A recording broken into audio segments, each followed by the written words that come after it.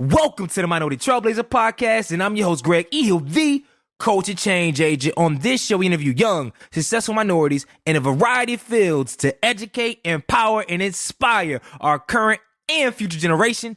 And today, I'm excited. Side note, before I even introduce my guest, it's been a year since we've been on the show. I'm excited to be home. What up, world? What up? And we got the video rocking. What up, world? I'm excited to be home, man. And I know my ladies out there like, yo, G, you should have been on video. You got a video face? I know, it's coming. I had to set it up, right? So before I go, I want to get the energy right? Today's show is going to be one of the most powerful podcasts that Minority Trailblazers ever done. Period. I'm already setting it right there. We're setting the energy right there. I'm excited to interview this brother. Man. I can't even, words can't explain. I mean, like, what this interview is going to do for you. So you need to lock in wherever you at. I know it's probably COVID time. So if you quarantine or if you on the job, wherever you're doing, if you truck driving, whatever you're doing, you need to lock in, take notes, get your notepad out. We're going to have a real show. And I'm excited. So without further ado, I just want to introduce my guest, man, and Dr. Flanagan. I said it's Flanagan, right? It's Flanagan, yep. Okay, cool. Dr. Flanagan. All right. So I want to make, because I always, y'all do not see the back end on how I be abusing people's names. Like, it's crazy. But now y'all get to see this because I ain't chopping and editing nothing. All right. But I'm really excited. Let me read the bio, right? I got the printout. Let me read the bio a little bit. Then we're going to introduce him to the show. Dr. Flanagan loves to learn. And side note, Dr. Flan, typically, I'm going to read his bio. I typically re-record the bio at the end and splice it, but it's all good. Dr. Flanagan loves to learn and to achieve, as his credentials attest. He has earned a doctorate of nursing practice from Columbia University, a master's of science of nursing from Stanford University, and a bachelor's of science of nursing from Emory University. That's a lot of university right there, right? He now practices in New Orleans, and his biggest passion outside of his work and his wife is helping those interested in nursing. He knows from his painful experiences that you can't be what you don't see. That's Doc's other mantra. So he sets up the Dream Big Mentorship Program to offer support, guidance, and wealth building strategies to nurse anesthesia. How do I say that? How do I say anesthesia? Anesthesia or anesthetist. You got to say that the in the middle. That's what solves it. Anesthetist. Oh, anesthesia. Anesthesia. Woo! The nurse anesthesia school candidates, particularly non-traditional ones. And so he travels the country to spread the word. And to find out more, you can go to DrDonteFlanagan.com. We're going to re-record that. But matter of fact, we can't re-record that because it's live video and I'm going to edit it. So y'all going to see what it is, man. So I'm excited. So without further ado, I want to introduce Dr. Dante Flanagan to the Minority Trailblazers. Without further ado, I would like to introduce Dr. Dante Flanagan to season 7 of the Minority Trailblazers podcast, man. Welcome to the show. Ooh, thank you. It is a pleasure and honor to be here. You know, I think everything works out in the way it's supposed to for us to cross paths, and I'm just excited for the day. It's good. You already know, man. So let's jump right in, man. I always start the show off with our guests sharing us a quote that they live by and a story about how they apply that quote to their everyday life, man. So take us away. All right. The quote for me is always been from my father. If you plan your work and work your plan. And I apply that by everything that I do as far as my goals and my aspirations for the day. I start off by thinking, you know, what am I going to do today? How can I be impactful? Mm-hmm. But not only thinking about it, actually putting in the steps to get to that next action item so that we get success coming through. So yeah, that's the biggest quote and mantra that I live by. You know, there's always a lot of other ones floating around, but that one always seems to hit home. It's always gets me where I need to be. So give us a story, man. Give us a story of how you apply that quote. Like, take us there. Yeah. Let's see. First and foremost, I guess it was like going to anesthesia school. No, I can't even go. I can go before that. It was getting into my middle school, high school. It came from my grandmother who passed away when I was 12. And she looked at me growing up and put this seed in my head that she's like, you will go to one of the premier private schools in our area. We had no money. We had no access to that. This is before any other networking and stuff really took off. And she passed before anything happened. But that seed was planted, so that I started planning that this is going to happen. Mm-hmm. I put it in the side that it came with that was put in the work. So all I knew was doing well in school, playing ball. And as those things kept happening, the doors started opening and I started coming across the right people who had the connections to get me into that space. Mm-hmm. And that seemed to be something that came into fruition. And I think that springboarded me to think like, oh, this is real. If you can think it and process this, then you can work your way up into being wherever you want to be, whenever you want to be it. I love that. So I'm gonna slightly alter the way I typically do the show. I'm still gonna do a beginning, middle, and end, but now I want to have a small segment before we go into your backstory. Because this is how I layer the show. We start with the personal background of who you are, like what makes you you. Then we talk in the present day, kind of what you do, the offerings, etc. And then we talk future, because I'm really big on future. So we discuss future, what you got planned, and ideate on just different cultural topics. But I think one thing I missed all the other episodes. I didn't really miss, but I want to have the opportunity, before you go to your backstory, I want to have a small I'm not going to say talk your ish statement. I'm going to reframe it by the time I'm going to have a negative, but it's going to be like a 2-minute one where you just say, like, how dynamic you are, not in the sense of like bragging on yourself, but like what have you accomplished so far, so it can give immediately for our viewers, they can understand, okay, boom, and then go to backstory instead of backstory, present, and then they figure out, oh my gosh. So I want to go hit him in the face right now, and this is a segment because I don't think we do that enough, right? As a Black community, we always say be humble, and I get it. I love being humble, right? Right. However, we need to let people know like where we at. You feel me? And not to say we need to affirm each other. We need to affirm ourselves. And I want people to know that, yo, people are dynamic, and it's not in a sense of people are more dynamic than others, but I think it's the culture of you yourself knowing you're dynamic. You yourself speaking that out, and I think activating that allows certain things to manifest. So, take us away, man. Like, give us the audience, man. If they had to walked in, you were doing a presentation. You know, the people read the bio. You know, people read the bio and make you nervous because you're like, dang, is that really me doing that? So yeah, right. When you hit me with the bio, I was like, oh, them some heavy hitter universities. And I don't process that because I just go through it at the time. It is what it is. But yeah, I've been the only Black crossing through the paths in my class for 3 different degrees at 3 different universities. I've have crossed over into the 7-figure world for network slowly early after the age of 30. Written a couple of books now. I have a restaurant in Atlanta that's been around for 9-10 years. That's Black owned. It's downtown Midtown, the Lawrence.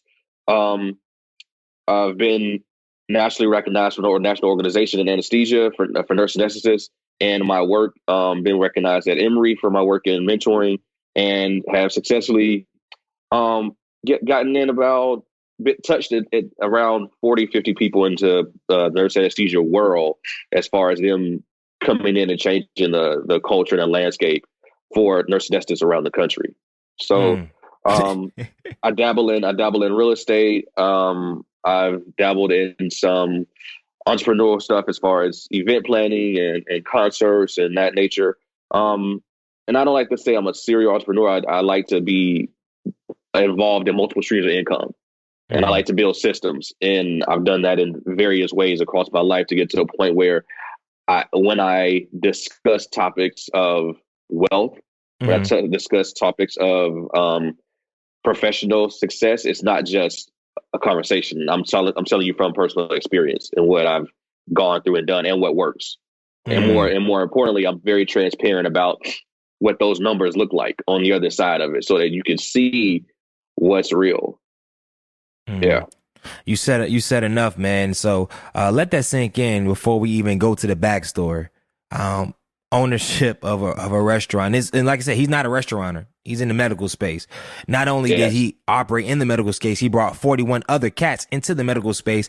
And you see 41, it sounds big or it sounds small, but 41, that's lives that are changed, and then they're reaching back, and it's like that's the multi-level marketing scheme I want to be a part of, right? So all my people that's trying to sell me the $28, $80 to get 1,000, whatever, no, I don't need that. I need that type of multi-level marketing scheme where you hit a lick in a professional way, and then you bring everybody else on. Also, I know you heard him mention 7-figure. Well, at 30, and it's crazy you say that. Like I've been meeting some people this week. I don't know where the energy's at. I guess guys is pushing me to that direction, but some young cats that are really that have done things in a way, and not perfect, but done things in a way. Well, of course they've had some good jobs, but they've done things in a way where they've been able to set themselves up financially at a very, very early age, and it's very practical. Like we can get on that at the back end of the show, but I'm really, really excited to do that. So now, let's jump into this is the first section of the show. Your personal background, man, like who you are, where you from, like what's that whole story? Give us the origin story. It's long format, so take your time with it. All right. Origin story. So I was born and raised in Chattanooga, Tennessee. My parents were together, and this may be just familiar for just a lot of us growing up. My parents were together. They were never married. Eventually they separated. And then my mother remarried, and so I was a product of a single parent home, but my father was around for a long time until my mother remarried. But there was always this tough dynamic between me and my stepfather, because I was just a young boy who had a father figure, an authority figure, and didn't necessarily come to grips with having another man in the house that wasn't my father. Mm-hmm. So we went through that. I grew up from my grandparent. My grandfather is someone who planted the seed in me in entrepreneurship. I come from a family who we own the first and only Black club in Chattanooga for 25 years. Wow. So I grew up in the bar, at the bar, pulled up to the bar, getting virgin drinks from 3, 4, 5 years old. So the club scene was never formed for me. And because of my grandfather being in the business, my father pulled right into it, right behind. And so I grew up, and also my father was doing concerts for Patti LaBelle, the early R. Kelly, before R. Kelly became what he is now, before Robert did the Isley Brothers. My grandfather before that was doing stuff for the Ohio Players.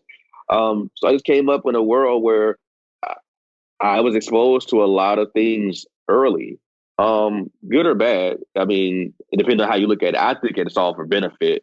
It allowed me to get that exposure so that when I started college, I knew that there was money in the party scene. Mm-hmm. I had experience getting those contracts, and understanding what that could entail. But along the way, I just grew up in a place where we didn't have much. We had enough to go around, but I also had 4 other siblings. Mm-hmm. And that money kind of spread amongst us because none of us lived with my father. Mm-hmm. And so we did that, and I grew up in a house where the other side of my family with my mother we had a family house in Chattanooga where all of us grew up, as far as my cousins, aunts, uncles. There was at one point, I mean, there was probably 13 of us in that house. And we had the typical, I think that's an experience for a lot of us, is we dressed good, but we were nowhere near really middle class as far as like longevity and sustaining and keeping money. But I did have every new pair of J's that came out. That's for sure. Yeah. And all my brothers, and we always had that. But, could we take a family vacation? No. Could we just go shopping and get whatever we want? No. Could we go eat out twice a week? No. We got a sack full of crystals, if y'all know what that is. Oh yeah, we know about that. And let me interject real quick. I think you said something deep, and I want our audience to meditate on it, because I think I can definitely relate, where your family in your head, okay, we doing good, but then when you as you get older, you see what wealth really is, and then when you get older, you might start noticing stuff. You go to your parents' house and you see, unpaid bills. You see, hold up, we just went out to Red Lobster and blew the bag at Red Lobster, but hold up, I'm looking like we really one paycheck away at all times. So I just wanted it's because I know many of our people that's listening, they can probably think about like that their parents, and some and be like, hold up, it's middle class. If we look at the data, I mean, stuff get real when you really look at the data. But that's neither here nor there. I don't want to go that south. Go ahead, keep going. Yeah, but you're right. And so as I got speaking to the same thing as a teenager, I was playing basketball heavy. Like I was playing ball every day. It was like that was my outlet. That was my piece. I think we deal with a lot of that, and that not to get too deep. I think that's part of like how we deal with trauma. We go to a place that we don't have to actually deal with it, but we enjoy another space. We ignore it, and we just you flourish in that way. And so I was doing that through basketball. And I know, like you say, you look back on your parents or like just our life and how bills were getting paid or things like that. But I do remember distinctly my mother not eating dinner. And there's many excuses that can come with that, like, oh, I'm not hungry, blase, or I had a big lunch at work. But as I got older, got out of the house, I started reprocessing that. I was like, that was some things that she had to do so that we could eat and not know that times are rough. Which could have been a conversation. Like, so knowing what you know now, and let's just jump into it, man. Like in your head, and because I forgot, do you have kids? No kids yet. Okay, no kids yet. So, do you imagine when you building your family that what type of money conversations do you want to have, envision, God willing? Yeah, I mean, God willing, I want to be able to walk him through, or he or she through the real financial statements. I want them to have a different appreciation for money, how to get it, how to keep it, and how to make it grow. And those conversations were things that we had growing up. I didn't process what a tank of gas costs versus what the electrical bill is, or what the cable bill is versus what a pair of J's are. Or comparing, like, okay, you want to go out on a Friday night. How many hours is that going to cost you in money of work?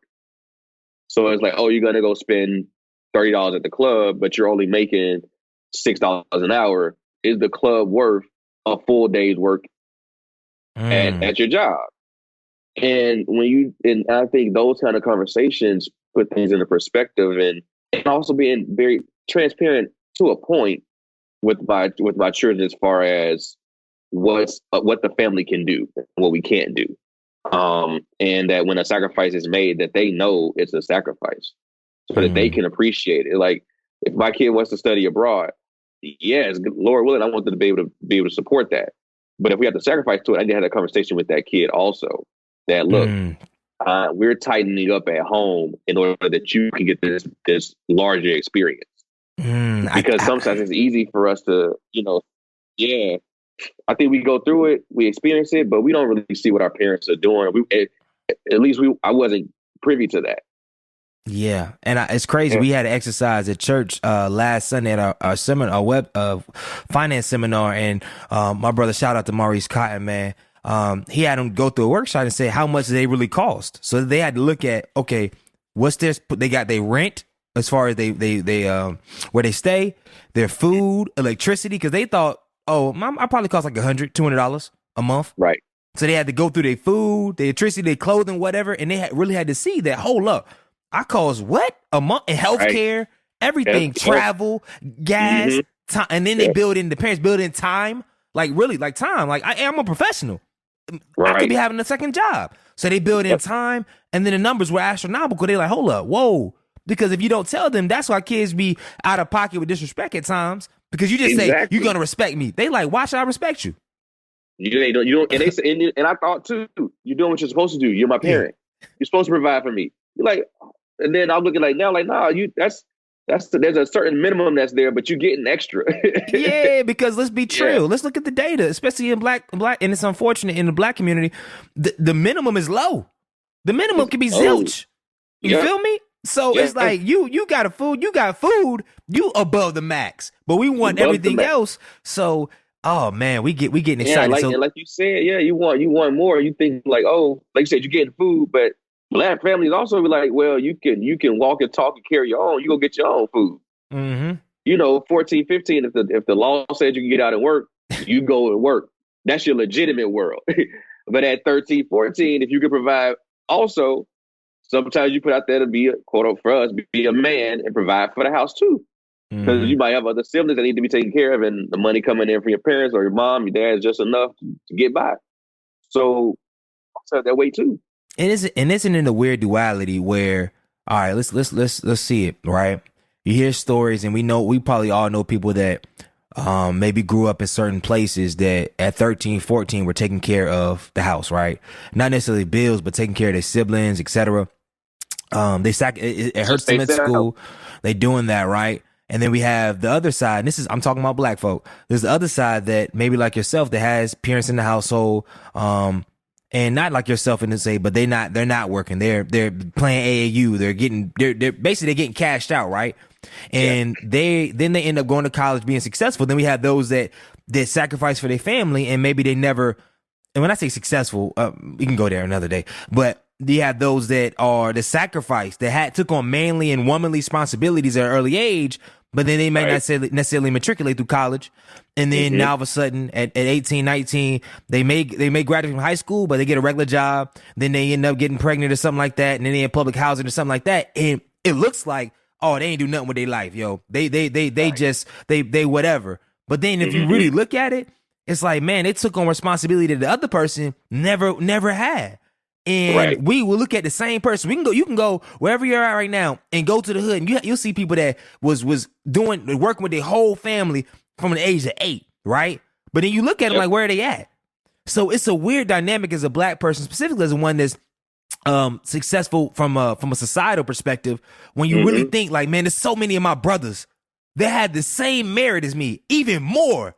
But now people will look at them and say, you need to do more with yourself. You need to do more with your life. Get off welfare. And it's like, bro, like I was from 8 to 18. I was in the, does that conflict sometimes where you like, bro, like it's kind of weird, ain't it?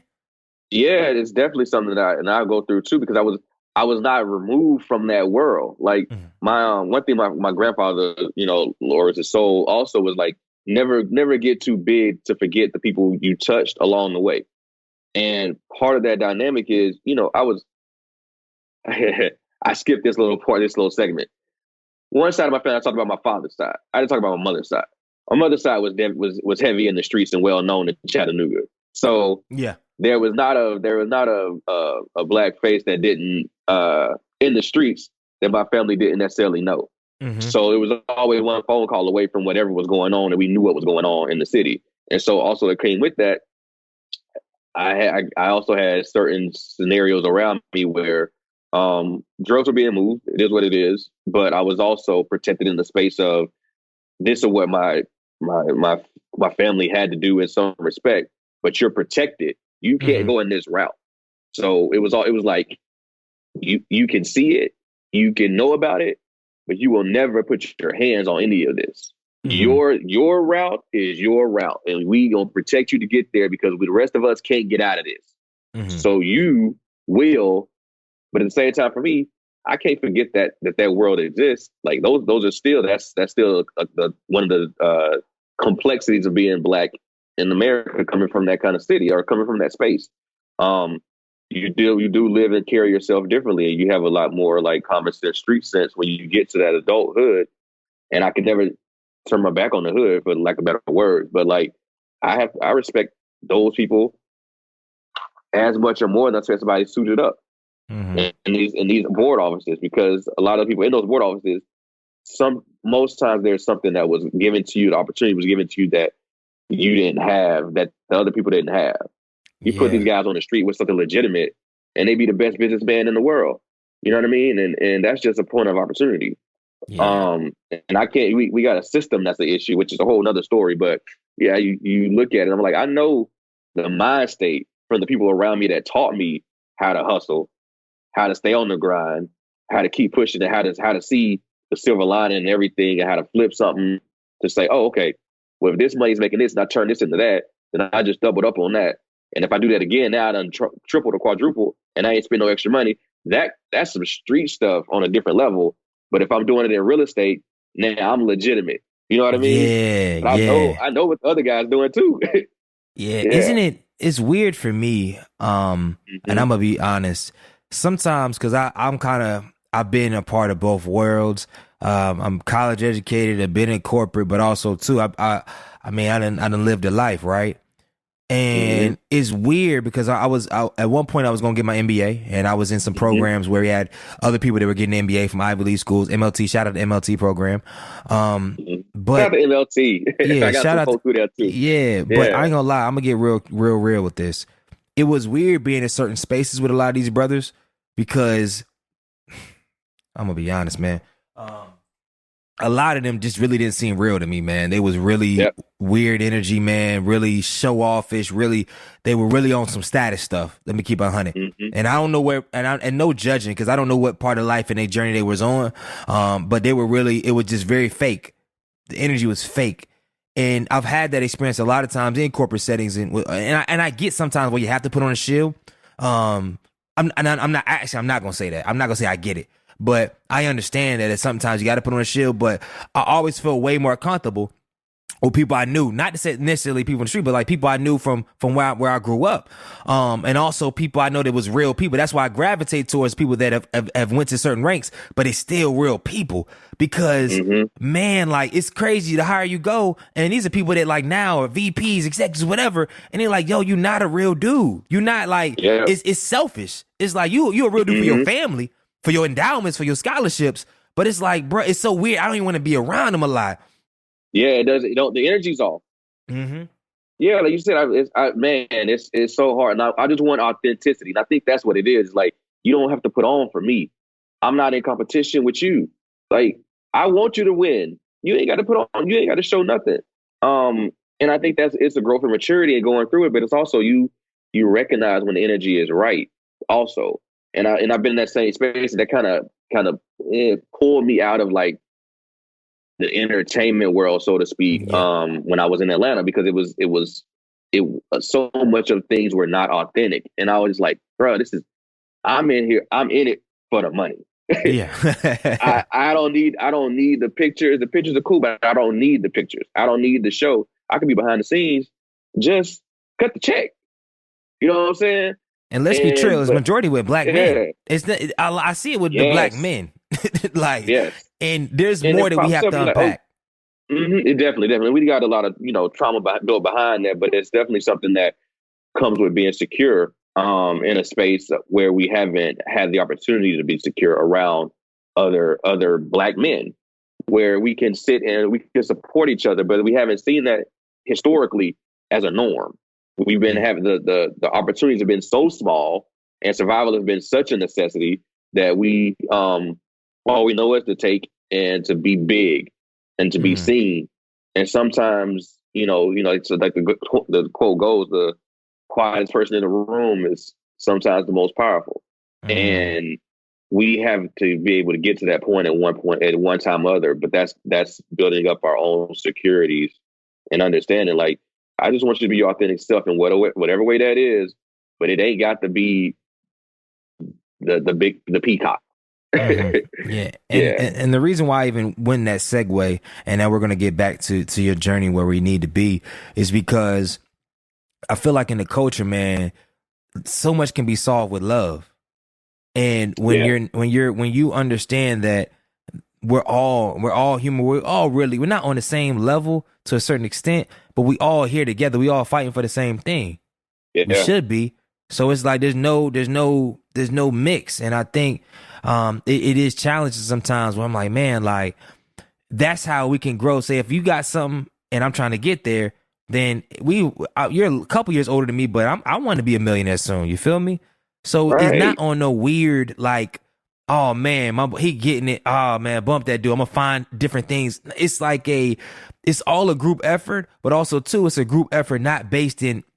It's based, like you said, on energy, on what you're trying to bring to the world instead of money. Like let's scrap the money. What are you trying to bring to the world? And we're all on this call specifically right now in the culture. This is the time more than ever that I'm talking about from the boardroom to the doctor's offices to the hood. Like there's no excuse now to draw the line, erase the line. Right. We have to, and the thing is, I'm gonna be real. I believe it's on the professionals to erase the line. I believe it because let's be here. There's so many we talk about all the time, and I'm not gonna let our Europeans off the hook on a lot of stuff, but there's so many microaggressions that happen amongst the black community itself. Doctors and stuff like that, they not going to where I'm from. They not going to certain spots. Black doctors, they not. No, they not. Some are. Right. Some do. And actually, now the medical field's a little different. I see a lot in the medical field they actually do help serve. But I'm talking about let's get on these finance folk.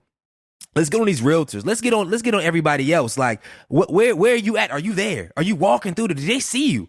To them black kids that you always be like, nah. With them black kids that you tell your daughter not to go and see, not even engage with in school. They see you in it. They don't see you.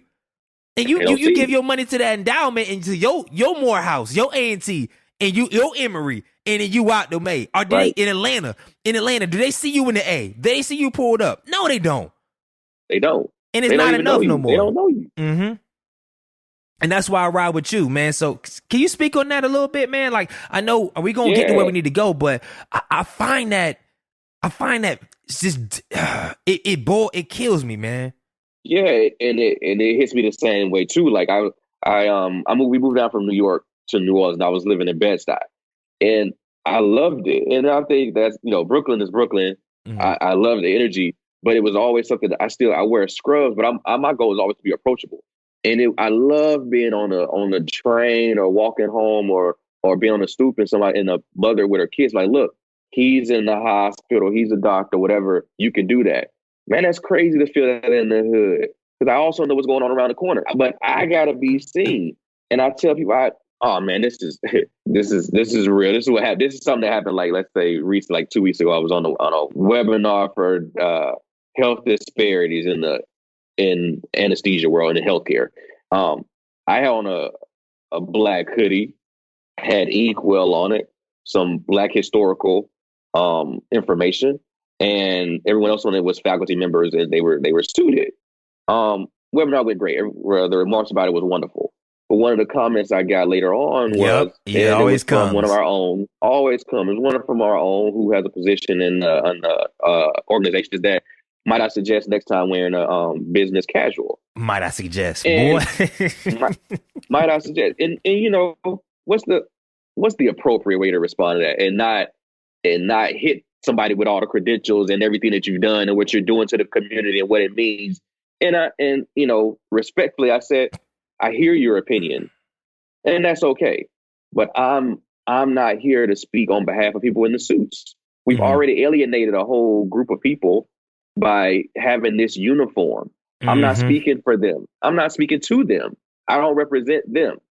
I said, I'm not here touching the people where they are. And me being the hoodie is more approachable than me being in a suit. And it's not authentic. I'm speaking on the problems of health disparities in the poor community and how healthcare isn't touching us, and how New Orleans doesn't have the finance to transport people, and how we put hospitals in the rich part of the city. And yet we're 2 miles from the other areas, and people can't get to the hospital because the train system or the bus system doesn't connect, or they have children at home, or the school system is this. I said, have you ever thought about what it costs to not go to work, to go to a doctor's appointment and risk food on the table for your kids? When you put a suit on, what is that saying? Mm-hmm. Man, you gosh, man, you hit it. And it's crazy now. A lot of corporations, and this is how we can break it all, right? We got these corporations that really want to do diversity work now, right? It's cool. And they want to put out these statements and things of that nature, right? Mm-hmm. But to be real, it's a simple solution. Like, I know great people of all colors that when they outside of work, when they just getting stuff done, regular gear, right, building stuff with the house, to the kids, they're good people. Yep. They chill. Like, bring that version to where you to diverse communities. Bring that version. Like, take off the suit and bring that version, and go to the hoods or go to other places and promote that bread. Like, but here's what happens. They want to put money behind it without changing. And it doesn't mean, and it don't got to be deep or having all these six stratas, the think tanks in your no. Yeah. You need to bring yourself. Executives, hear me and hear me well. Bring yourself to these places. Yourself, not the suits. Not, hey, I'm rich for Capital One, and we're coming here today to give $1 million to Cornwallis. They don't need $1 million. Oh. Like, what they been doing with the money? They need you there and talking and rapping. Like, and I don't care if you're white or black. They need those executives, the dude that gave you the advice. They need you there and your regular stuff and go give game, man. Go talk. That's what they need. They don't need no, like, and we say, oh, they need resources. No. I'm going to be honest. A lot of them have shown themselves with resources they don't know what to do yet because they don't got the game. You can give me $1 million, and if I don't know what to do with it, it's blown. So don't just say, I'm going to give money. But that corporation try to get off on that, and I'm tired of it. You get off on money, get off on these think tanks, and you want to get, and a lot of them, they want the black employees that's work for them to do all the work. Yeah, it ain't up to us. We've been in this already. We've been working. We work every day. We wake up, we work every day. Like, I don't want to have to carry that weight. And like, at some point, y'all got to do the work. Like, y'all got to come out here. Like you said, come to the communities, build true programs, and build it within the community. Don't bring your people to help run it without pulling the community as a part of it.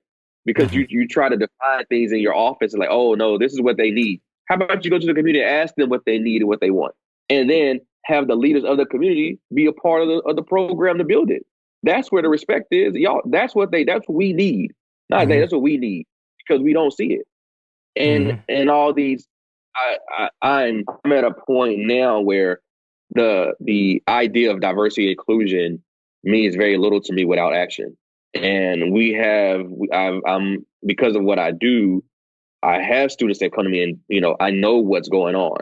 And it's to a point where I'm holding these universities and these accreditation people accountable in whatever way I can, because you say this and it's written on your value statement. We're not seeing it. I don't feel it. My kids feeling everything else. And so what are y'all gonna do to fix it? Otherwise, we're gonna stop having people apply to your programs, which gonna decrease your federal funding, and y'all gonna have a whole other issue. We can go there. And we're gonna make sure that it's known on a public way that y'all don't live by diversity. It's code words to make people dive into your application process and want to apply to your school and get the black and brown faces on your pictures. Just say you do it. Say you did it. But we know y'all ain't really doing it. And I like that. And now you're in this place in your career. And I don't know if you were always there, but now you have enough merit to really be like, nah, this ain't it. Because I understand you can't just be a first year without, if you ain't even proven as what you do, it's going to be hard to flex and be like, yo, no, this ain't it. They be like, bro, you had no voice. But I think sometimes we wait to get the biggest voice to start, but it's like, nah, when you start getting a little bit of credibility, you need to go ahead, because like we need people like yourself fighting. Like, nah, and telling people what it is. Like, you know how everybody, it's crazy in the corporate world, certain people can be real blunt, right? But then other people can't. It's like, no. Now I'm real blunt. I don't care what organization you with. Because guess what? You done built some things that, regardless if they excommunicate you, I'm good regardless. So y'all gonna get this smoke. We got time today. Right. We got time today. And that's the thing too, is like, and the thing is, I got street cred. I got clout. But part of that on a bigger scale, this is where we going. On a bigger scale. So I finished anesthesia school at 25. And for what it is, you coming out doing six figures. So I'm 25. I'm young and dumb, doing whatever. But then I got hit 30 and I was like, nah, man, I need to do something different. And I didn't have my doctorate then. I didn't need it for my career. I didn't need it. But it was important for me to get it for the people around me. And I wanted to get it from Ivy League school to show them that it's possible. But also I wanted to do it in New York, because I grew up in Chattanooga, like I said, small city. For us, the big city was Atlanta and Memphis. And I wanted to show our people that, like, it's still bigger things that can be done. And I'm going to walk in and show you that it can be done. And so as I did that, and they knew it didn't change who I was, I'm still coming back. But I recognize that, like, now I'm at a point where you can't tell me nothing. Like, I've earned this ability to speak out and talk to you about what's going on. And now I've built a situation where the people, my words have value, and you can't necessarily knock, because I've checked the boxes for you. Now you got to listen to me. And on a way of doing that, I've also said things where it's like, I'll figure it out. I'm not scared of losing it. But I did spend a 2-year process praying and meditating and figuring out, asking God to show me my purpose. And that came to fruition last fall. And that's where things really, really got, this kind of spiraled up in a way that I couldn't really control, and I wasn't trying to control. And I just let God just work. Um, Mm. and I ran from it for so long. And there's only so many times spiritual people, can look at you and tell them like you have a gift and you are meant to speak and represent your people in a biblical way. Um, and I finally walked into that. And now Mm.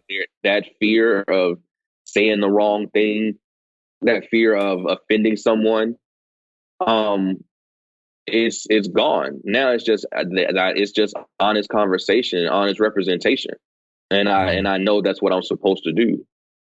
So let's stop right there because now we're going to transition to the next part of the show. But I do have one question that we have to get before we transition. This you said a couple things. One, I want y'all to meditate on understanding your gift, but also two, I really want for all our listeners. I would love for your people you really call true friends and all this other stuff. I want y'all to really take more time in acknowledging their gifts. Like, tell them what they're good at, please, please. We need more people. We need way more confident people. We got. I run across way too many geniuses in all fields that don't really appreciate themselves as geniuses. They don't say it. Like I told people since I was 19, I'm gonna be a legend. I didn't say that just because, like, whatever. Like, nah, I was intentional. I was programming my mind that people would refer me. They knew. At the end of the day, we know G gonna big up himself, but I'm always, and it was my thing. I was like, nah, I'm a legend. I'm a legend. I'm a legend. I'm a legend. Then shoot, we done did what we needed to do, and we're still going. But we really need to tell our friends and tell our people that we really are true friends that, yo, your gift. We need to really hone in that. So I want y'all to figure that out and do that. Second, I love the part of walking with God. Like, I know there may be some atheists and all these other people who listen to podcasts. Okay, cool. If this ain't you, just give us 2 minutes. But you having that time, and it's not a day. For you, it was 2 years. 2 years. For me, it was a couple months, and it's meditating, and not only in career, but even in relationships. So even in something that's anything that's of your spirit. When you wake up, you like, it is nagging you. You got to take that to Dad.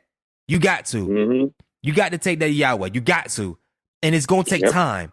But you have to get you, and you got to walk with him every day. He need to hear you, and and it's been on my spirit too. Be real explicit about your ask.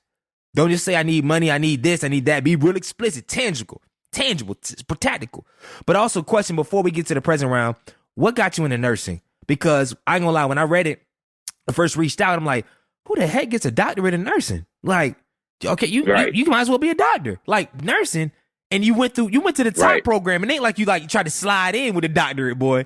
Like, So as we go to the present day and kind of what you do now and what you're doing for advocating for people of color in the medical space, how'd you even get into this space, man? Like, what was that moment? Yeah, so for me, it was that's funny. That's full circle.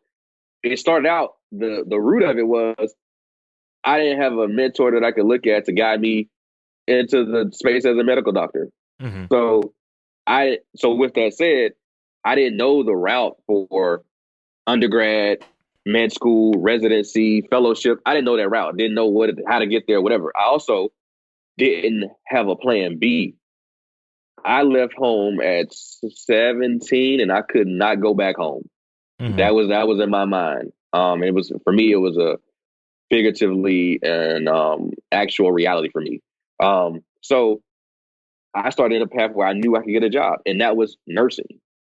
Nurses will always have a job. That's what I knew. I knew if I get a bachelor's in nursing, I will have a job at all time. I'll be able to provide for my family at all times. I couldn't have that same guarantee with a pre-med, let's say, biology degree, because it's not guaranteed that you're going to get into med school. And I couldn't afford to not have a job and not have a way to make money. And so I started on that process, got in and did the prereqs and all that stuff the first couple of years of school, and then got into the nursing program. And I was doing that. And I did this as a precursor to med school. I wanted to say, okay, I still want to apply to med school, but I know I can have a job and work while in that space of time to get into school. So what changed for me was doing one of my clinical rotations in nursing school, labor delivery. I was 20 years old, trying to assess pregnant women in the inner city. And this was that duality that comes with being in the medical field, being in the nursing side, and being a male. I was being denied access to my younger teenage patients or just younger patients because their parents were still involved in their life. They just saw me as a young man, not necessarily as a medical professional, and I wasn't allowed to assess them. So I spent a lot of time just at the front desk studying, as opposed to actually doing the clinical work. And that just comes with the space I was in. But I know a lot of these same patients and parents had male doctors that were doing way more invasive things than I was going to be doing as a nurse to them. But that's neither here nor there. It all happened for a reason because I was denied that access. I was introduced to a nurse anesthetist who was doing C-sections and labor and delivery, and she was like, "Look, you need to come hang out with me. I see you up here for the past week. I've talked to your supervisor. You're good." So I spent the next couple of weeks just doing surgery with her and anesthesia from her. And she was the one that told me, "You need to get an anesthesia. What? You're a black male. You're a unicorn, and they need it and they want it. Like, nobody's going to tell you no. And the profession doesn't have it." And I was like, all right. I had no idea what it was going to open up to, but that is how I ran into anesthesia. And I started doing the research and seeing the opportunity. And I was like, okay, I can do this. And the numbers made sense. I know numbers. And I was like, okay, 2 more years, 3 more years to finish here, and I can do what? All right, I can do this. I can make this work. Yeah. But So it was a white woman who introduced me. And it's be also like within that space. Yeah. And that's why for my white advocates out there, man, continue doing what you're doing. If you're on this podcast, that means you're here for a reason. So continue doing what you're doing. Reach back. Don't be afraid. Don't be afraid to reach out to somebody you see got potential this of color. I mean, and say, hey, well, how about this opportunity? And don't be afraid if some may be receptive, some may be skeptical.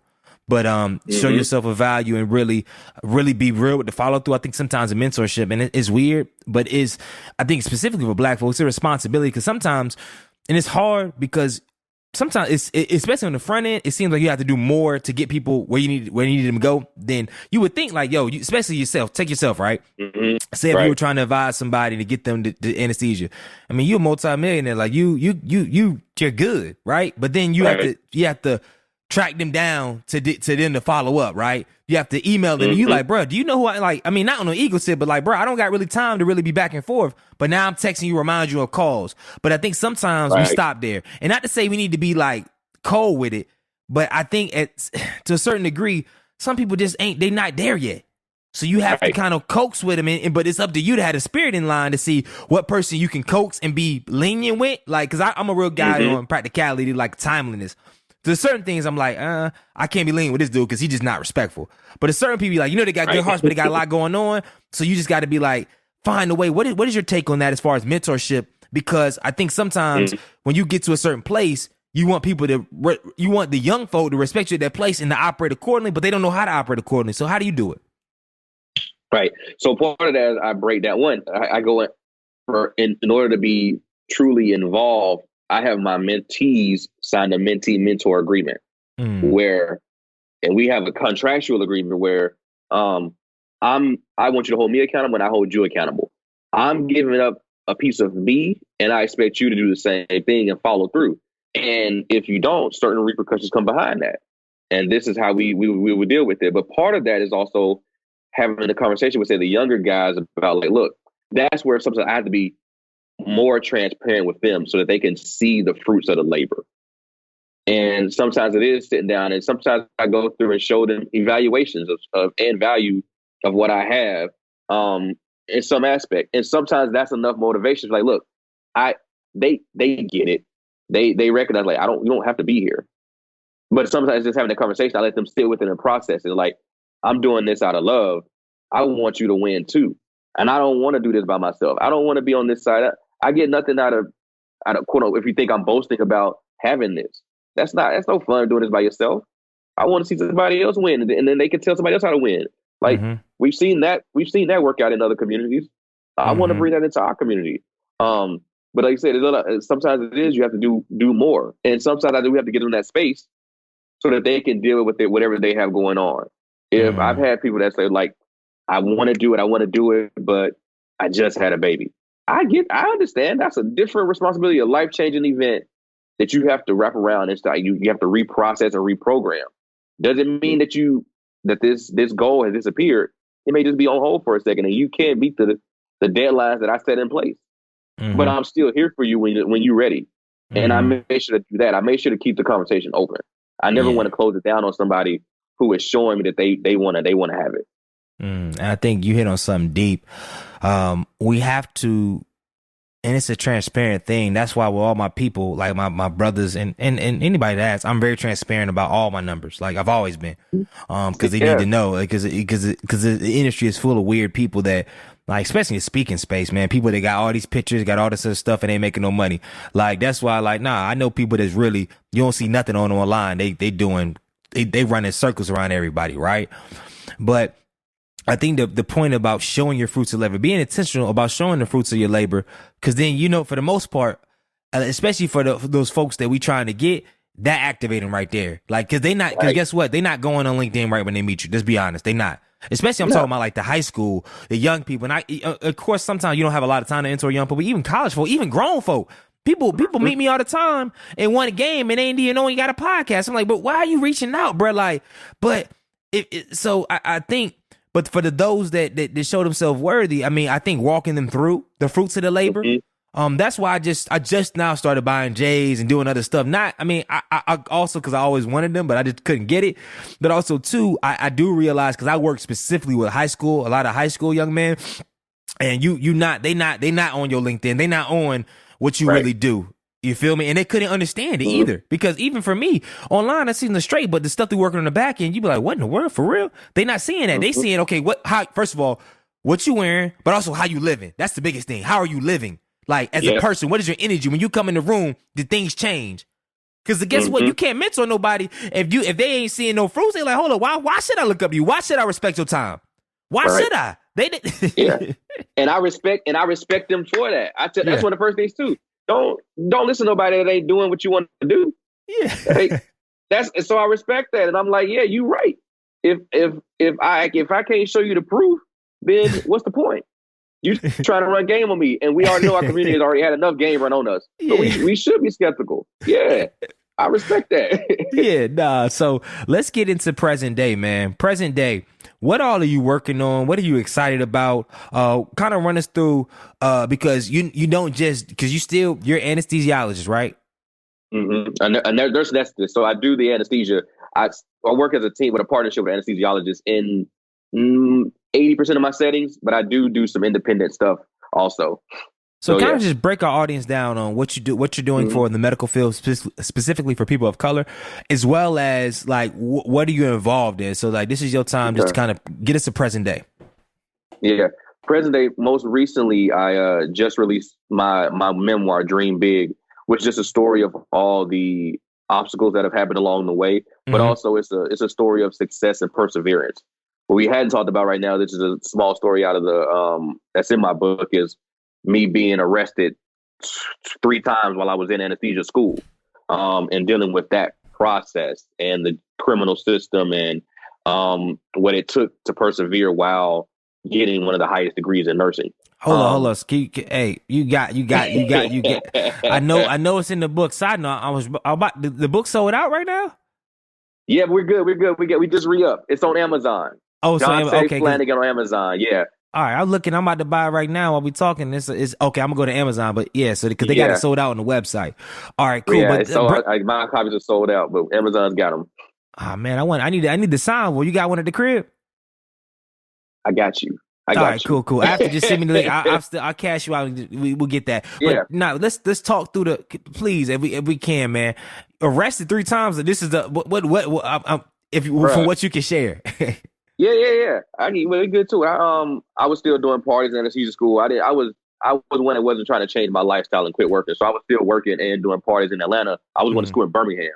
So every weekend I was shooting back up to Atlanta, doing parties and events. And just one holiday on my first year of school, I drank a lot.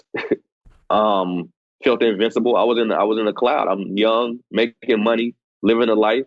And I got a DUI on the road at like 4 a.m, going the wrong way. I was going the right way on the highway, but going in the wrong direction for where my destination was. That is deep.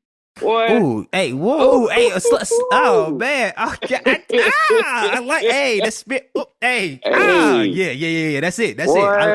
Hey, when the Lord be talking, when the Lord here, you got to go with it. So Yeah, I was on my right path to anesthesia world, but I was going headed the wrong direction in the party city. Also on the highway, got a DUI, which is a whole other thing because I work in medicine. So you have to, I had to submit paperwork and let the boards and insurance companies, all this stuff, know about what's going on. And biggest thing was having to go tell the director of the program. mm-hmm. You know what I mean? Like, and this is a conversation where you could be expelled indefinitely, Mm-hmm. or not. And again, they believed in me, saw in me, and said, "We just gonna be with you through this." And went through the process. It was drawn out for a while. Got put on probation, but misunderstanding was that I thought I had rights to driving back and forth to school, Mm-hmm. and I didn't, and got pulled over for some janky ish for quote unquote crossing lanes while driving straight, and I was sober, but pulled me, and I had my license is suspended, all this other stuff. I'm driving, so I'm in now. I get arrested again right outside of Atlanta. I was still doing parties, but I thought I was good to drive to my money making event. Mm-hmm. um, I get locked up again. Just a small thing, but it's probation violation. Got to go to court again, do another like holding stay. And that's just another. It's just I was just in the system, you know, and I could see how it was just spiraling. Like I have no clout at this point as far as like me getting out of this system. Mm-hmm. I'm on probation with a probation violation in a different county inside of Georgia. So now I got two cases in Gwinnett, one in Cobb County. What's it called? Fulton County and Gwinnett County. And so I'm having to go to court while going to school in Birmingham, 2 hours away, having to go to court and probation hearings in Atlanta and dealing with that. So all that gets expounded upon in the book. And you see how I was taking the Greyhound bus. I go from having a $80,000 car to taking the Greyhound bus. Actually, I bought two cars in anesthesia school. So I was doing that in life also, but then now so I'm taking the Greyhound back and forth.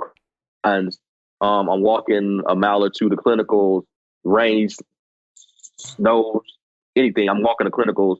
I'm taking luggage to get on the train station out of the city. It was just all that goes through, what makes me where I am now. Yeah, So when you yeah, see yeah. this other side, like, this could have been a whole different story. But at the same time, also, that was a struggle and that was a grind that had to happen, different Mm-hmm. from just hitting the books.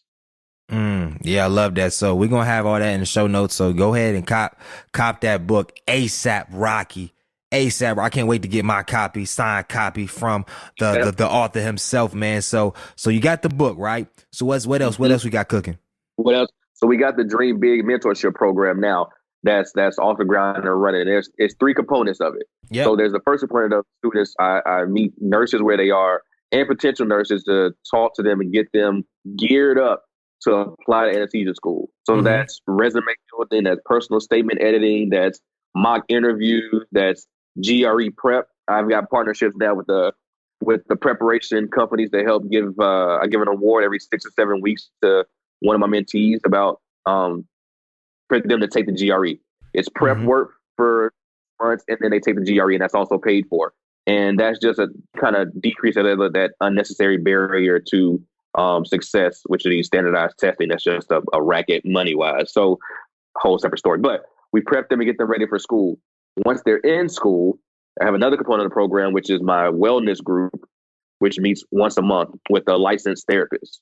And we're doing this over Zoom, where we have these sessions because the things we go through in the clinical setting are isolated because it's just us in a program, but they're not uncommon across the country.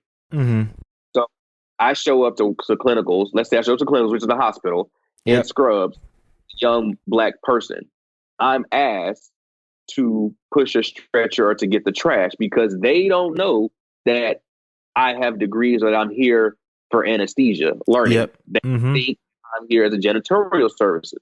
Not that there's anything wrong with that, but I'm in a different role. Now, I've done that role going through, but I'm in a different role. Mm-hmm. I'm going through this. Okay, how do you process this? Also, how do you process when you have? I've had students tell me that they were in these, not even say backwoods countries, but they're in a situation where they have a racist preceptor and they've been called nigga before. Like, but you trying to stay in school. Wow. Who do you tell that to? Yeah. You know what I'm saying? And who's protecting them? And so these situations aren't uncommon, and these microaggressions that these students are having to deal with. And so we created this space where these shared stories to be empowering, to vent, to heal, really, so that you could go back out and fight again the rest of the month. On the backside of that, we're working on putting together webinars and financial literacy and wealth generation webinars for the students that are in school and after school. Because the other issue we have is you get this big payday, what do you do with it? And like you said, I can give you $1 million, but if you don't know what to do with $1 million, it's going to dwindle away. You can be back in the same position again. And so that other aspect is like, how do we build financial literacy, but more so, how do we build generational wealth where you're gaining assets now? You can enjoy the stuff, you can enjoy it and buy other things, but how do you minimize those material things, start building some true assets and value for yourself and your family long term? And so that's the third component, is that what happens after school. Man, so I get before, during, and after school. Wow. So how long is that? How long is the program? How long is it? It's been established on paper just this year, January. The work has been going on for 5 years, and it came to a point where I was touching too many people, and I was like, I needed a place for them to go to and get this really organized, and they needed to know each other. And are you accepting new clients? I'm accepting new clients. I do a new cohort every 2 months. I got you. And these are specifically for people that are interested in nurses and things of that nature, right? Yep, and nurse anesthesia specifically until we get a chance to branch out. I'm looking and searching for those who do what I do in other professions, and so I would gladly love to collab and partnership, and let's do some work, because it's needed all over the place. Yeah, nah, this is very, you're on something big, man. You got an affiliate program? Yeah, I so the thing I'm working with now is with I'm working with Magoosh, partnership with them, and the other larger program that's also doing work in the space is Diversity CRNA, and they touch people before they get to me.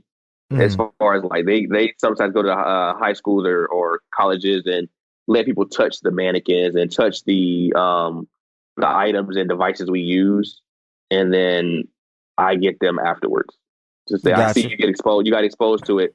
Now what? Gotcha. Yeah, we need that affiliate program, man. We referral. Yeah. Give me the referral code, man. Give me a custom referral code. Let's get it, man. Let's get it. We'll talk offline about that, man. But got you. Yep. That's huge. And anything else you want to speak on before we go to the future stage, man? Nah, that's keeping me busy right now. I mean, I'm speaking on. I just want to change the narrative of what's happening to us behind the scenes. Everybody stay safe, man. This pandemic is real. Yeah. Yeah. Nah, it's really real, man. So now we're going to go to our future session. This is our last round. So all right. So it's crazy because I'll get up like 4:30, and when I walk with God give me a lot of revelations, right? So I start texting people like, yo, I need you on this podcast. I need you this, blah, blah, blah. Like my marching orders for the day. So right now I'm looking at my watch, and the texts just start coming in like, okay, cool. It's like 7:06, and I know around about 8 o'clock, 9 o'clock, that's when the whole avalanche gonna come. But it's crazy when you're in the morning and you get a chance to walk with them, the revelations and stuff you see, it will change your life. Like in the stuff you can't get at 8 a.m. You can't. Because the world done got to you by then. Facebook done got to you. Instagram done got to you. And not to the fact that you on it all the time, because I know people like, hold on, I don't be on Instagram all the time. No, don't play with me. Don't play with me. You get on there and then you see certain things that take your mind away from yourself. You see that pic, you see that girl. And even if you showing love, you're not focused on yourself. Like you immediately wake up, you on news, you focus on the world, you focus on pain, you focus on anger, you focus on all this stuff. You ain't never had a chance to look in the mirror and walk and focus on yourself. Like, so I mean, I can go all day on that, man, but I just challenge y'all, please, man, before Even if you're not a morning person, 'cause I know people that's not morning people. Like when you get up, man, don't give the world yourself, man. Please. Don't give the world yourself before you give your kids, your wife, your partner, whatever you have going on. Don't you dare. I'm telling you this. Don't you dare give the world or anything else yourself before you check in with you and then the people around you, because we need all my folks, specifically my black folk, locked in from the time they wake up and getting their mind right. All right. So to vibe with me on that. So let's talk about future, man. What's next for you in 20? I'm gonna skip that question. It's just the core question of it all, man. What do you want your lasting legacy to be? Like when God calls you up, right? When you go to the upper room, what do you want them to say? What do you want them to how do you want people to make you feel? Like break that down for us. Yeah, that's a beautiful question, and I've had to go through that. I think I wanted to be said that I lived in my purpose, and on top of that is built a understanding. I opened doors for people that didn't have any gates to get through, and I changed the profession and changed the landscape to make it better. And with that, on a bigger scale, I improved healthcare and improved our standing as a people, from just touching the bodies that I'm meant to be touching. And on top of that is doing it all with God first. God didn't just give me the blessings and opportunities for me not to speak on them. And I do believe in just walking in faith and walking in what he has given you so that people can see it. I don't have to beat you down over and over. I don't feel like I need to beat you down with the Bible over and over to get you to believe. But I do believe that if I'm walking the way that he wants me to and walking into the doors and spaces, and I'm showing you these opportunities and you're seeing the fruits of it, that you believe there's a higher power that's pulling me to do this. And there's a higher power that you should believe in. And then we can start the conversation of like, just how do I walk with God and how do I pray and how do I live in this spiritual life, and how you can do the same. And I think that's what I want the legacy to be, what I want, God to say, you did good work. Yeah. And this is I want to repeat it. This is, from the OGET, man. But I really want to challenge us all to two things. One, of course, to die on E. But two, do not show up to the pearly gates and you still got talents left. Don't do that. Don't you dare. And it's okay if you got one talent. Maximize that one. If you're a 5-talent person, I need to see 5 talent results. Like, so we got a lot of people masquerading around with 5 talents, like they 5 talents, but it's like, bro, you a 1-talent person. But it's cool. Like, dominate the 1 talent, because then that's all God wants. That's all you got. You feel me? And that's great. But we have a lot of people telling people to go out of their lane. Yo, you need to get in real estate. You need to do this. You need that. Like, no. Like, you really got to be in tune and say, yo, if you can do those lanes, a lot of lanes, hey, do it, right? But if you can't, man, don't do that, bro. It's all good. Like, if you say, hey, I'm just a nurse, then that's great. Like, but the thing is, here's the challenge though. And this is biblical. I wish I could get the spirit, the scripture. I don't got it on my head. But if you're 1 talent, you need to be excellent in that 1 talent. Don't you dare dishonor your 1 talent by being average. Don't you do it. Yep. Don't you do it, because you be the main one. All these different things. They need to focus on one thing, but you focus on one thing and you ain't great at it. Because here's the thing: you can't put the culture on your back if you ain't great at what you do. You can't, because you have no merit. Like you said, you have no merit. They look at you, late to your job, you average at your paperwork, you're not doing the paperwork good, whatever, and you want to be protesting. How does that work? Because guess what? They seeing you on the line, and they like, you ain't about it. You not real. You hurting the culture. We got people hurting the culture, man. They on the front lines and they not 100 at their job. Like, no, if you on the front lines, if you post that, if you made a post, you better be 100 at what you do. Period. You got to be. It doesn't work. It doesn't work any other way in the black culture. So all my people right now that's on that riding tip, I get it. I feel it. I love it. But you better be phenomenal what you do, or seeking to be phenomenal. That's it. You got something you got to say on that right there? Yeah, no, I fully support that. Yeah, you hit it. Like, do what you do and just do it well. You give an opportunity, do it well. The people respect that. I can't respect you if you're not living up to your highest potential, or at least trying to. Like, what am I following? What does it mean? If I see you and you falling short, or you're not even putting forth effort, but you showing up and you want to be a leader, a guide, or make change, I need more. And it's the same thing with everything else. We talked about, like, being authentic and being real. Like, get your stuff together so that when you come up and step up, oh, I believe this. I know that he's doing it. I trust that this work that she's doing is important and meaningful, and it's gonna be beneficial. She's already showed me what she's putting in. I know it's not just I want to do this for today. Nah, she's been doing this, and it's been working. I can get behind this all day, and that's how everything grows. Yeah. And for those of you, I want to comment out because I don't want you to miss this, right?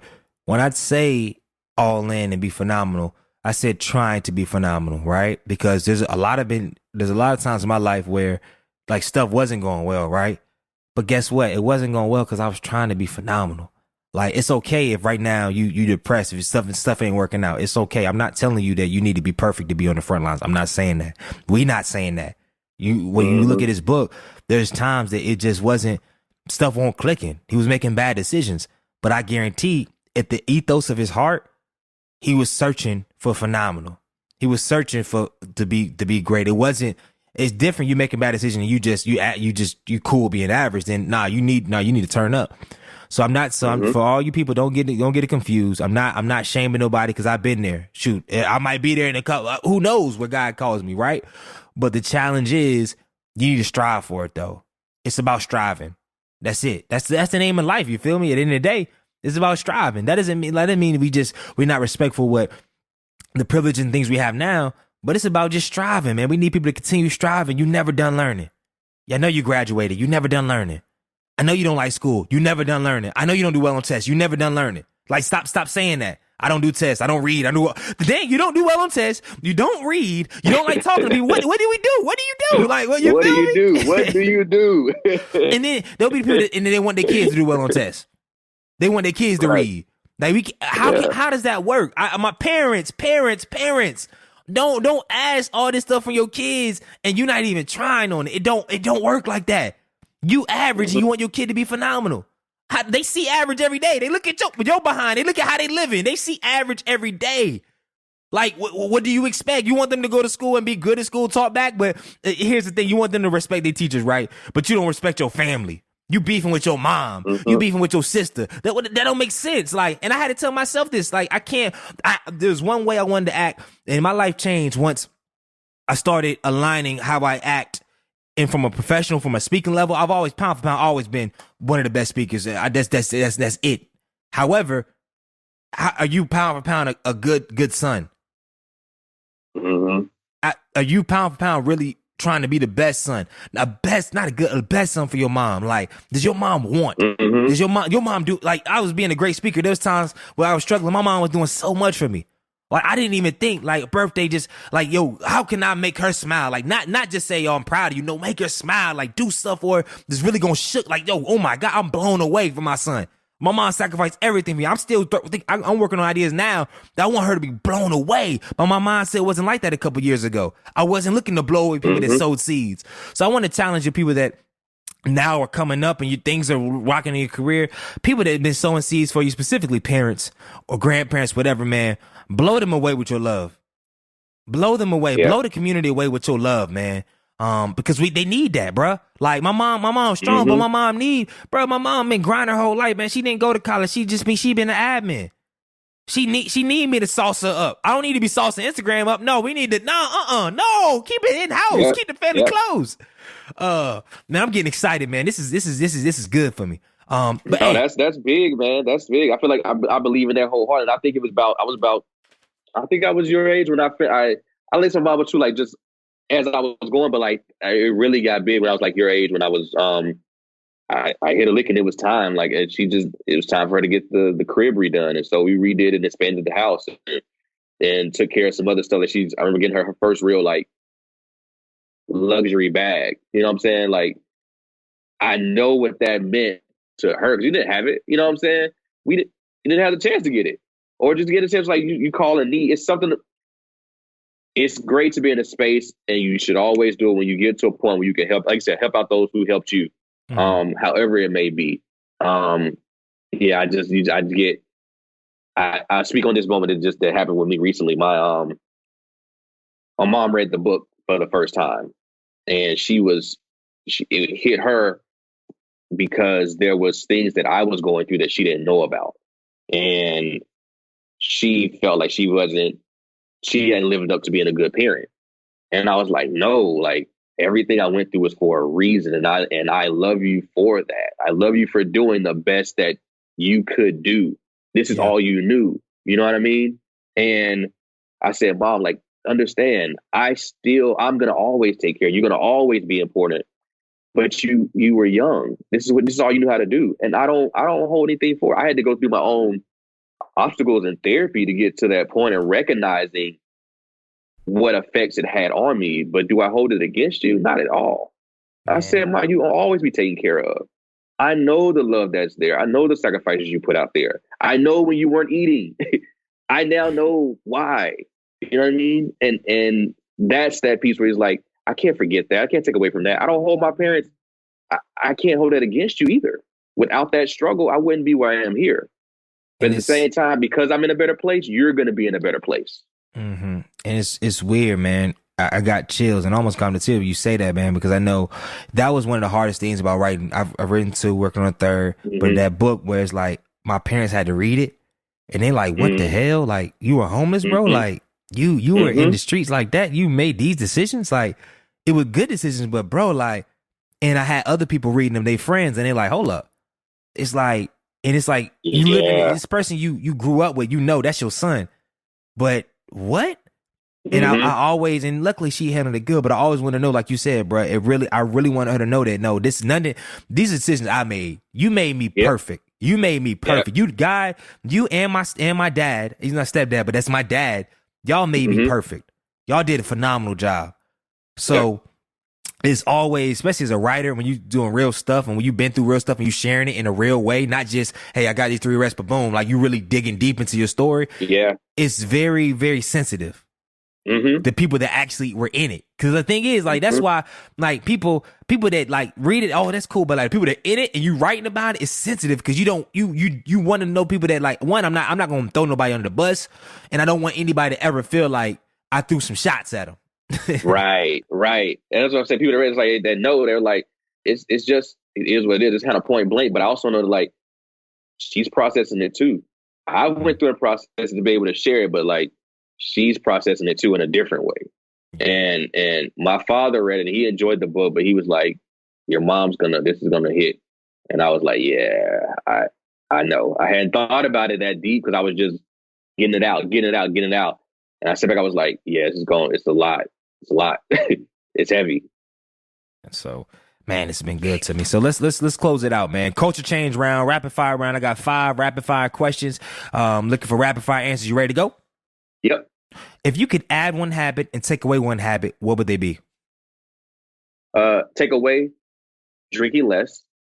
Improve meditating every day. Got you. What is the best piece of advice that you have never received?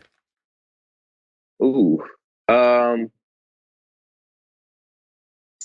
Spend less. Hey, simple and plain, man. What person in your life outside of your direct family has impacted you the most? Ooh, Barbara Reed, my mentor from nursing school, 80, 70, she's 80 plus years old now, white woman. Took me under her wing and she helped me get through that DUI. They had some extra opportunities and networks. Showed me the world, showed me a white person can believe in you and open doors for you without wanting anything in return. She treated me like a grandson, like a true grandson. Yeah. What is your biggest fear? Dying without achieving everything I'm supposed to achieve. Man. If you're the president of the United States, what's the first thing you would do? Reparations and cancel student loan debt. We need that. Yeah. Jesus be offense. Jesus be offense. Please. And here's the most. This is so we're done with the culture, the rapid fire. This is the last question of the show, man. And this is deep, right? So take your time and meditate on this. If you could change one thing about the African American culture, what would it be and why?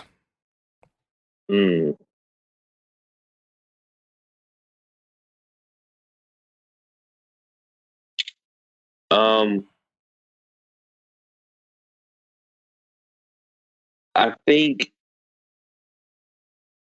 there's this. I think this goes back to the other earlier conversation, but I would change the space of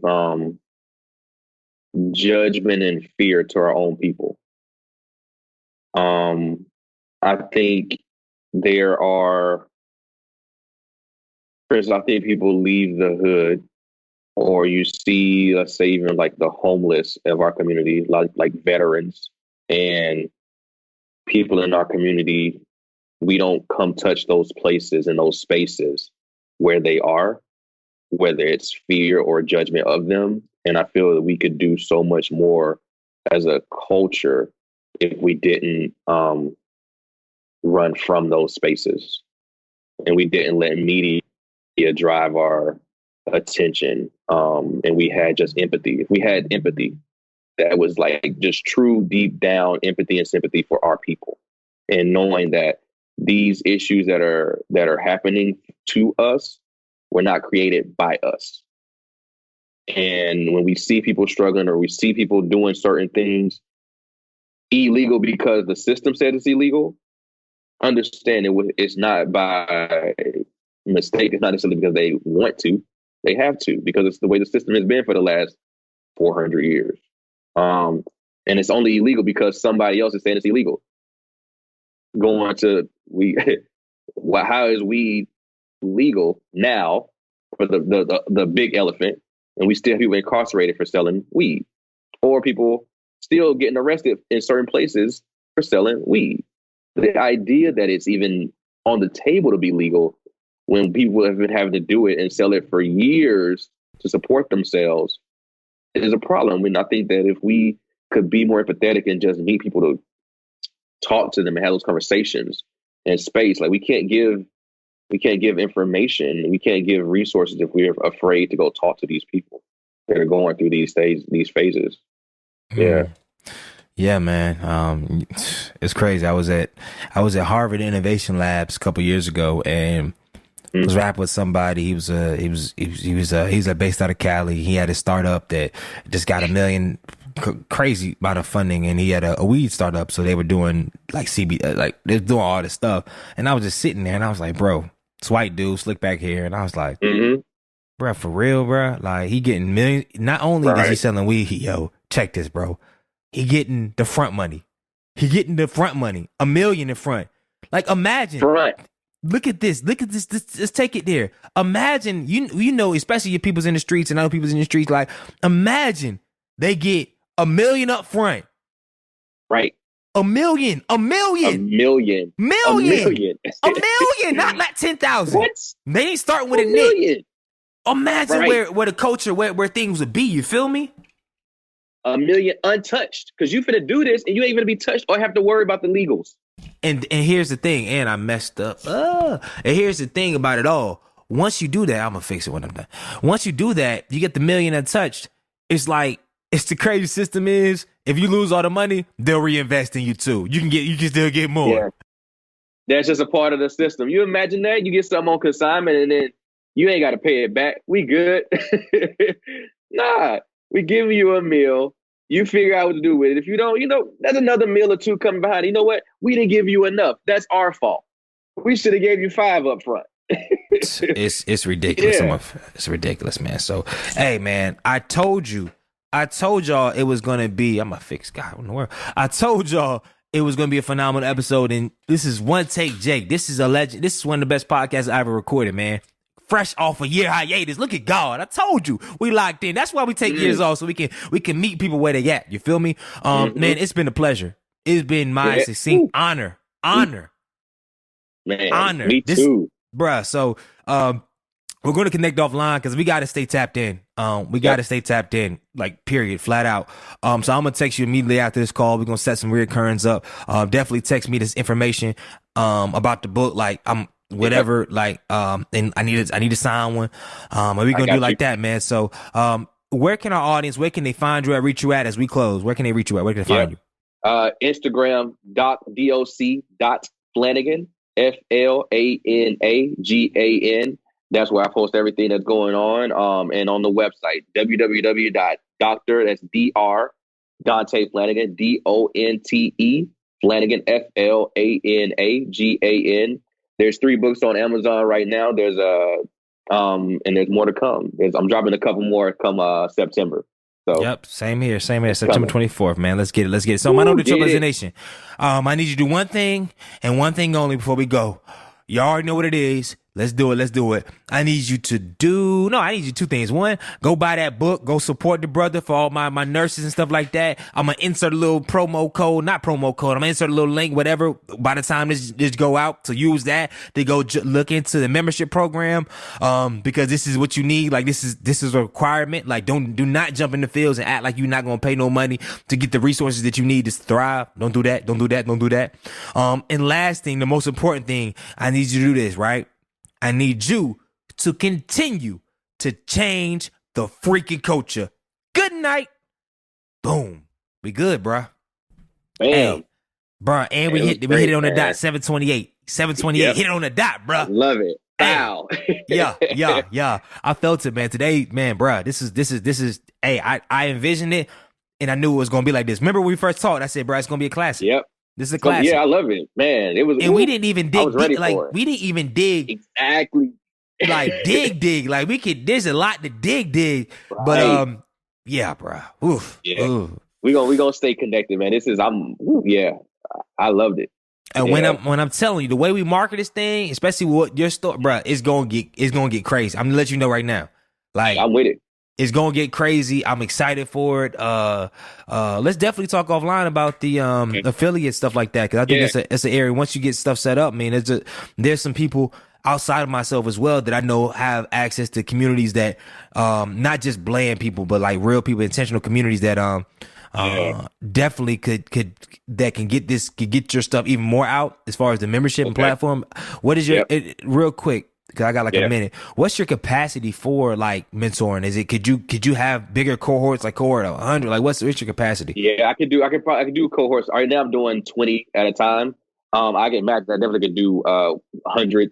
I say 100 would probably be the max right now, because that would put us at like 600 for the year, maybe like 700 for the year. But yeah, that's definitely feasible. All right, so say less, man. Well, brother. Yeah, we good.